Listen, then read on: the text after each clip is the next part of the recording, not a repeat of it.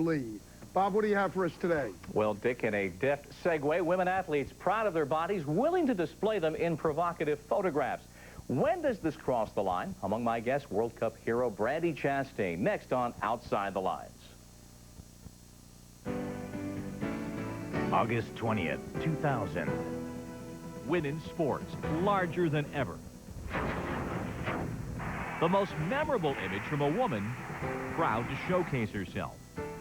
With images some say are empowering, others exploitative. Women athletes are proud to display their bodies. We are here to be looked at, golfed at, whatever you want to call it. It's something that is inevitable. It's going to happen. But sex appeal can overshadow, even replace athletic achievement. Some of the other players are kind of jealous of her, portfolio. You turn them into something beyond athletes and into something, more like a sexual plaything. An issue for women athletes who are truly role models to young girls.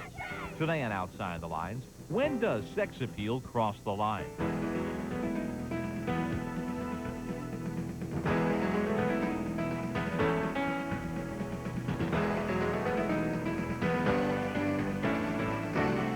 Outside the Lines is presented by 1-800-CALL-ATT. Joining us from ESPN Studios, Bob Lee. Somewhere between the hand-wringing and the posturing, there is surely room for an intelligent discussion of women athletes flaunting their sex appeal, and we're going to give it a try this Sunday morning, so be advised. Americans discussing nudity and sex. It is often said that provokes laughter from more sophisticated Europeans. Well, add the Australians now to that list. In the Olympic host nation, it began with the women's soccer team bearing all for a calendar, followed by a parade of Aussie Olympians posing nude. Even now, Australian Paralympians, disabled athletes wearing just body paint and a smile, and things remain rather calm down under. But here in the States, Jenny Thompson, a 5-time Olympic gold medalist, a woman headed for medical school, never found a sustained spotlight in the pool to match the one upon her this week, following her topless pose in Sports Illustrated.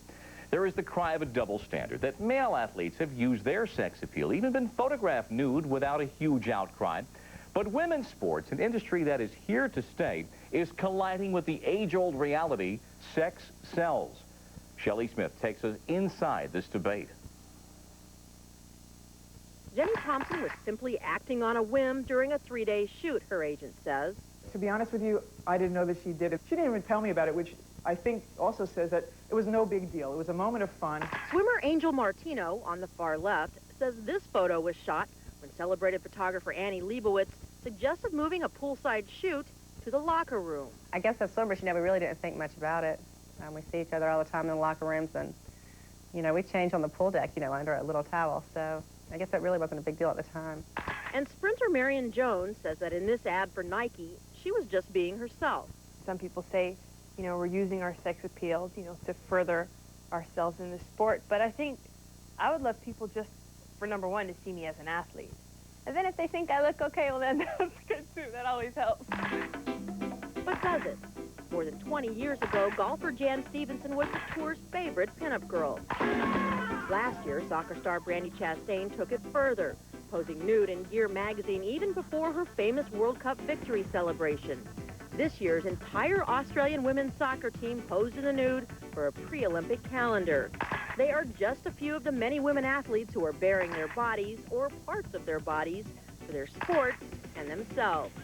This is our way to make our mark, whether it's for you now to want to look and say, hey, I saw Lisa with a swimsuit on, let me see what she can do on the court now. Maybe that'll get your attention, or maybe you just look at that picture and think, wow, she's a very beautiful woman. I think we're trying to promote women's swimming, and it's hard. We're competing against all these other sports, and hopefully that's going to get young athletes to start on the swimming route. I think what's disturbing or disappointing to some people is the images that people are choosing to portray, because women's sports is seen as a sort of cutting-edge, empowering thing for women, but the pictures that we're seeing are often quite traditional, sexualized images of women that we've always seen. I don't necessarily think we need to take off our clothes or do, Playboy in order to get attention for our sports, but sometimes it's unfortunate that we do have to go to the extremes in order to get our sports recognized. But are these images exploitative or empowering, degrading or liberating?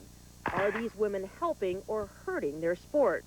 I've been in a number of situations where people were concerned that, you know, it was going a bit too far, a bit risque, and I'm a very conservative type, and, you know, I usually know what's too much and what's not.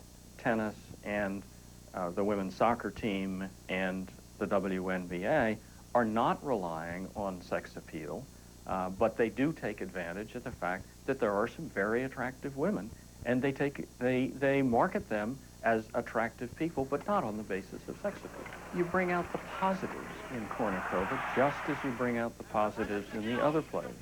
And as Kournikova says, why do I have to be ugly just because I'm an athlete? If I couldn't really play the game, I wouldn't be here. The line between selling sexuality and selling a sport is a subjective one. When the sexiness or sexuality takes priority over the athletic experience, then the line has been crossed. When the photo conveys an image that can't be construed as anything else, that's a pretty clear definition. For a swimmer to stand without a top in red suede boots on the beach really has no utility except to sort of titillate you, or you know, it's a sexually charged image. And it was a cheesecake shot. To use a cliche, that's what it was. It was a cheesecake shot. She's not running on a beach topless. She's not making love to the camera. There's nothing seductive about her look or lecherous or anything of that nature. That photo, to me and to many other people, says, I am confident, I am strong, I am proud, I've worked hard for this body, and it's part of my sport. And I don't think there's anything wrong with that. If we took Jerry Rice, who's a handsome man, a great physique, and we had him on the printed page with his hands folded across his groin, we would say, now that's silly, isn't it? But because it's a women, and women are still objectified, somehow it's okay. As for the swimmers draped in the stars and stripes, there was a sense of what was to come. When I saw the photo for the first time, it was a little bit more revealing than I would like. We were kind of all talking about it, and we were like, you know, out of all the pictures we took all day long, that's probably going to be the one they're going to use just because it's the one that's just going to generate the most interest. When I looked at it, I was like, whoa, at first, but, you know, they're not really showing anything more than what they would if they had their bathing suits on. So it really didn't affect me. I think it's a cheap way to get you know, somebody's attention. And beyond that, it doesn't say much to me at all. I think this is a strong statement about powerful women, about athletic women, and I think it's positive for women's athletics. Within this debate are 2 points that are not debatable. Sex does indeed sell, and the popularity of women's sports is at its highest in history. The combination begs the question, have women's sports truly arrived, or do they still have a long, long way to go? For Outside the Lines, I'm Shelley Smith. And when we continue, my conversation with Brandi Chastain, World Cup champion, who has posed nude, and with Olympic champion swimmer Anita Null, who is very much on the other side of this question.